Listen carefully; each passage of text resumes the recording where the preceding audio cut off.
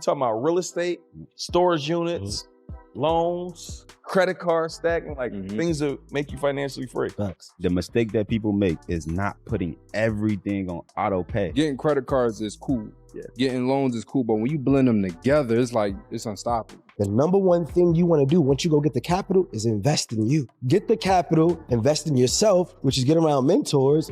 And then with those mentors, you build relationships, right? You're going good with these banks. I got a question real quick before we even go further. Y'all, what y'all got going on? You showing them wood floors and construction doors? Y'all building something right? Well, like, what y'all doing right now? I wonder what we got going on. So this is the power of relationships, right? Okay, yeah. So there's a property in Philly. So back in like September, I bought this property in Philly. It was actually one of my mentees. Got it. She found it and she really wanted, to partner on it. That's what I do with the mentorship. When you go find deals, it makes sense. We partner on it. But actually I got a contractor, which was a contractor, right? Okay. Ended up walking off the job. A con, huh? Right? And so the contractor, after I heard about them 5-6 months, just disappeared off the job. You know what I'm saying? So I had to call Boone, because that's his city. Yeah. And he pulled up, in a matter of like 2-3 days, brought his guys in and they started working on the project, already getting it done. We almost, Role of mentorship in wealth building. Mentorship is important in creating meaningful relationships, and it is a timeless lesson for entrepreneurs. These connections often open doors to better banking relationships and funding opportunities. Remember, mentorship is a two-way street. It's as much about learning as it is about providing value. Additionally, mentorship can foster accountability and provide access to networks that might otherwise be out of reach.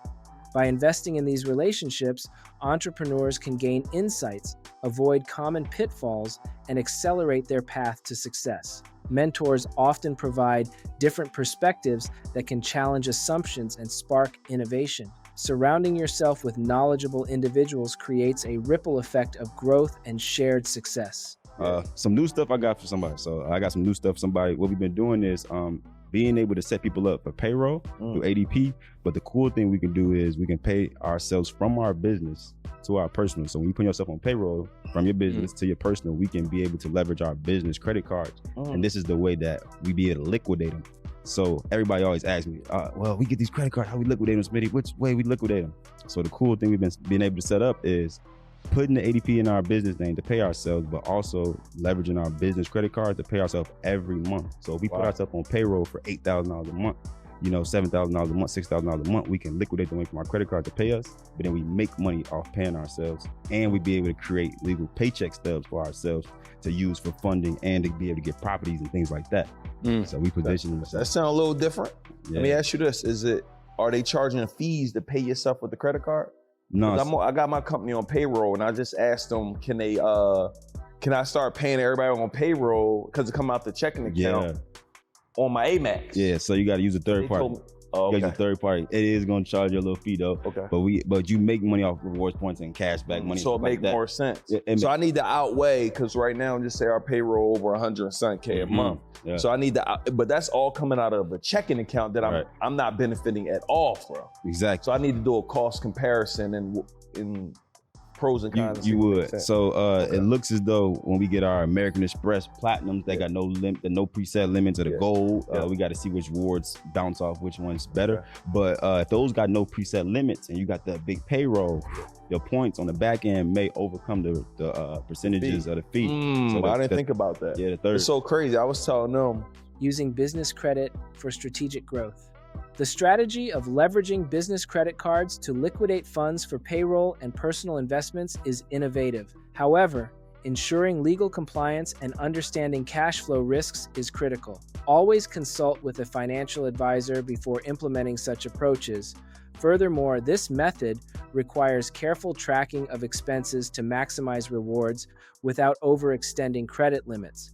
Properly executed, it can enhance both liquidity and financial flexibility, allowing businesses to scale efficiently. With a strong financial foundation, entrepreneurs can confidently pursue new ventures and seize unexpected opportunities. Strategic use of credit also demonstrates fiscal responsibility, building trust with potential investors and lenders. That's good. I like that. Let me, Smitty, I want to go to you. A credit mistake that happens that can set you back. And this, I want to be transparent. This happened to me 2 years in a row, and I find myself okay with credit and money. But a mistake that happened to me was I was charged by Barclays, or it initially was American, an AA card, like American Airlines card. It was like Barclay card or Yeah, they got that. Advantage Aviator. Yeah. That's what it's called. I couldn't figure it out. So I paid it off, but they had something called an annual fee that was like $95. So 2 years in a row, dog, I got hit with the annual fee. So it dropped my credit like 75 points, and it took like 3 to 6 months to get it back, and they did it 2 years in a row. So I ended up just canceling it all together. Right. So my thing that I want to just share with people is like, you really need to put some annual fees maybe on a calendar, just so because if you're not using the card, it's likely that you'll forget about it. Right. So that's just a mistake that I made that I don't want people to bore. You got any credit mistakes people should be, because it's good to show them how to get funded and all this, but what's some mistakes we need to be avoiding, Yeah. period? So me too, I was a part of that. I got late payment one time on my car, even though it wasn't my fault, but the late payments are a big thing that I'm seeing that's hurting people. Facts. And the mistake that people make is not putting everything on auto pay. Yep. Or that it's not even a word Yep. or a forgetful thing that needs to be worried about. If it's on auto pay, it's automatically getting taken care of. But now, this the second component of that. Everything could be on auto pay and you could be good. Now, this what happened to me. So I had my car on auto pay for a long time, two years in a row, never missed a payment. On got the money in my bank account, but they closed my bank account for some reason. And soon after that, the company tried to take the payment out, didn't get it, reversed it, and they gave me a late payment. Wow. So you really just got to stay on top of your stuff, period, because it was on auto pay. I thought I was good. And 2 years later, I got a late payment because my bank account closed, and then they tried to take the money out and they gave me a late payment. So you got to really, that's something you probably got to be calendar wise, reminders in your phone, and auto pay. So we got to over on top of it. Avoiding credit pitfalls. Failing to track annual fees or relying solely on auto payments can negatively impact credit scores. Setting reminders and manually checking your accounts periodically can prevent issues like unexpected late fees and their long-term effects on your credit. Developing a routine of reviewing monthly statements ensures that errors or fraudulent charges don't go unnoticed. Staying proactive about credit management can safeguard your financial health and unlock better borrowing opportunities in the future. Strong credit practices not only improve your score, but also provide peace of mind in managing your financial obligations. Over time, these habits build resilience and adaptability in the face of financial challenges. One of the biggest things, when you hear people say buying houses no money down, it's not that you're getting the house for free. We're using somebody else is paying for it. Yeah. The seller's still getting their check. It's coming from someone else's account. The biggest way we do it, we utilize loans, specifically hard money loans. And hard money requires you to put down maybe a 10%, a 15%, 20, 25% down payment. That's when we put the credit card to cover that down payment. So the problem is there might be individuals on here that credit isn't the best, so they can't get approved for a $20,000, $30,000, $50,000 car right out the gate. So not all lenders, some lenders, I give one, they'll do 100% financing if the deal makes sense. So typically if the deal is 65% of the ARV, the after repair value, they'll cover 100% of it. So let's say, for example, if the house if you want to buy, once it's fully fixed up, it's worth 100 grand. Yeah. If you can buy it and fix it up 65% of 100,000, which is $65,000, then they'll cover everything. So your job is, which we were showing people during the challenge, how to find off-market or on-market properties, but get them as cheap enough to where like, dang, you don't got no down payment. So that's really a game changer for people, because with that property, you can buy with no money down. You just have to cover your little fees, which, we'll talk about how we can get those covered as well. But for a lot of individuals, they don't have 700, 750 credit score, so they can't get these big, large lines of credit. Yeah. But if all you have to do is figure out how to get the deal cheap as possible, which in this market is not difficult, because a lot of houses sitting. So if a house sitting for 100,000, look, listen, I'm gonna offer you 70, or I'm gonna offer you 65 because nobody else is buying it. So by default, you are already reaching your 65% number just by shooting a low ball offer. And the other thing is, with those lenders, a lot of times they'll ask for credit if you plan on keeping a property rent out, because the way you paying back the lender is by refinancing. You need credit to refinance. But if you're doing a flip, there's no credit involved because you're buying it, you fixing up, and you selling it off. No credit is needed for that. So this is how a lot of individuals that have no credit, they don't have a whole lot of money, can slide their way in, because now I don't need credit to get involved with the lender. I got the deal cheap enough to where they're gonna cover my entire purchase and the construction. Yeah. And then when I put it on the market and get it sold, the buyer needs credit, not me. So this is a great way for a lot of individuals. And this is something I personally did several times. So, and the lender that I use just to give people in Philly is Crowdcopia. That's one lender that I've heard of that. Yeah, I use them a couple times. I just paid them back a whole loan last week. Wow. So that's one lender that you can utilize, but you want to ask them, do you guys have 100% finance options based on X, Y, and Z if I get the deal cheap enough? The no money down real estate play. Acquiring real estate with no money down, as discussed, is a strategy that relies on creative financing and hard money loans. This approach is best suited for experienced investors who can evaluate deals effectively and manage potential risks. Conducting thorough due diligence on properties and lenders is essential to avoid costly mistakes. For beginners, partnering with more seasoned investors can provide valuable learning experiences while reducing exposure to significant financial risks. This method allows for creative problem solving and adaptability in dynamic markets.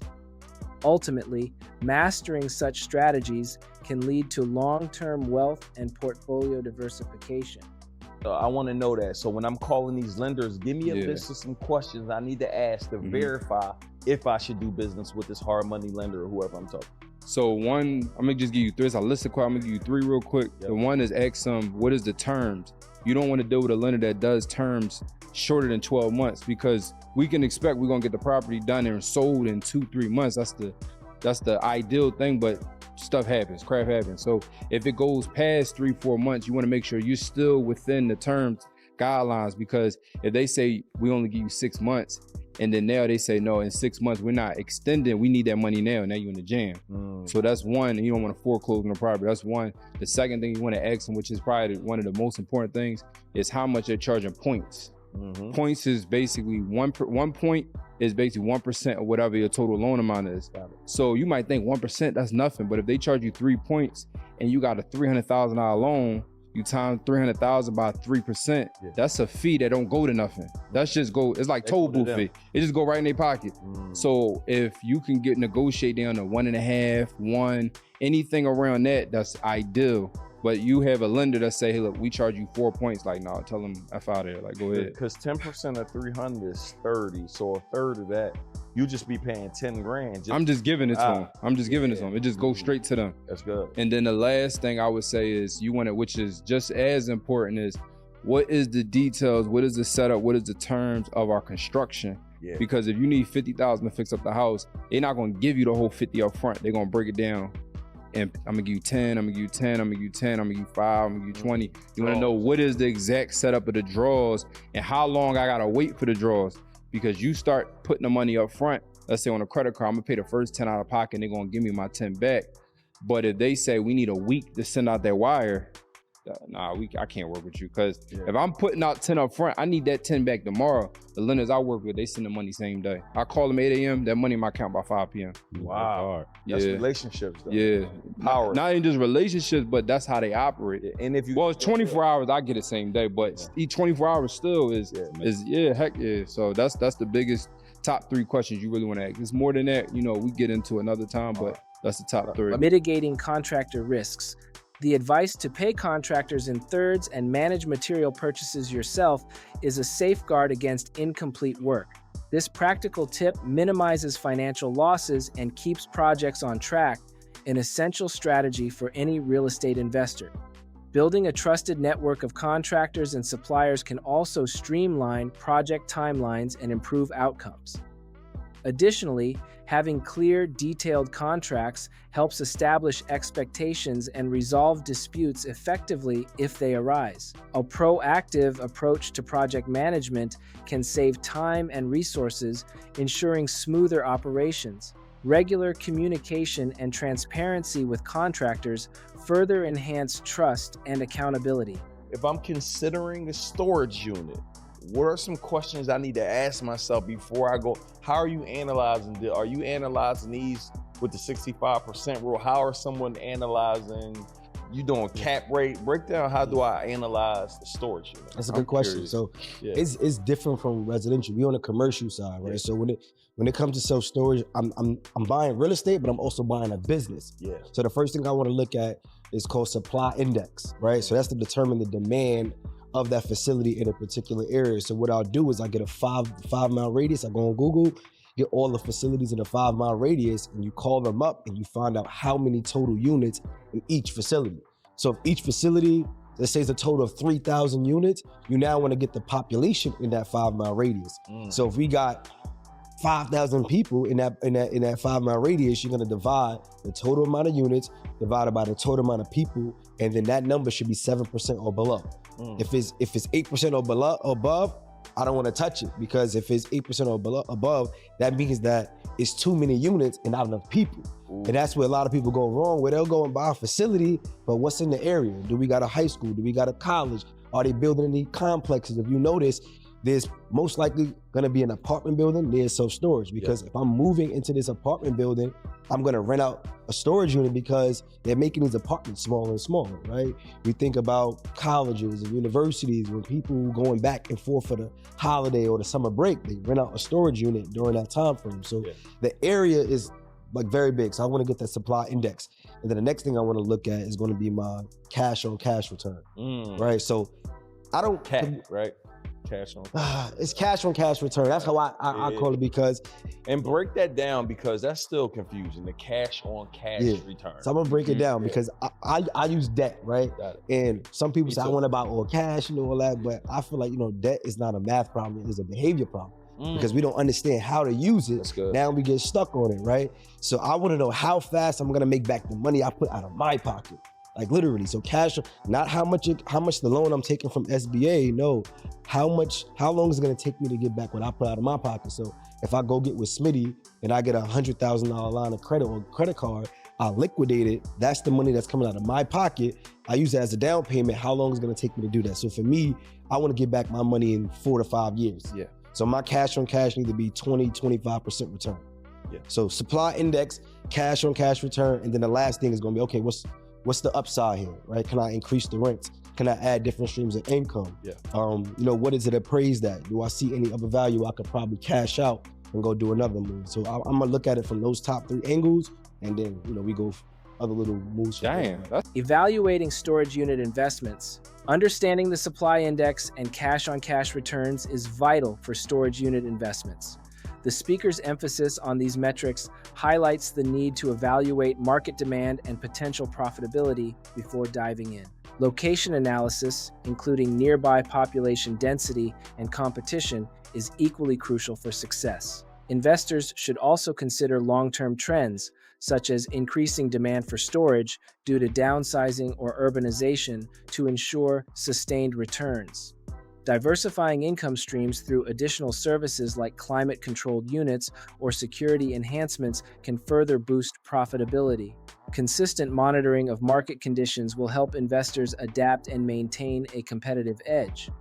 Here is my conclusion. Building true wealth requires a blend of strategic planning, innovative financial approaches, and a strong foundation of mentorship and relationships. The insights shared emphasize the importance of leveraging resources wisely while mitigating risks through informed decision-making. Whether it's using business credit creatively, mastering real estate strategies, or evaluating investments like storage units, success lies in preparation and execution. These actionable tips are a reminder that financial growth is a journey shaped by learning and adaptability. With the right mindset and tools, achieving lasting wealth becomes an attainable reality. Thank you for watching Nova Society. Don't forget to like this video, subscribe to the channel, and I'll see you in the next one.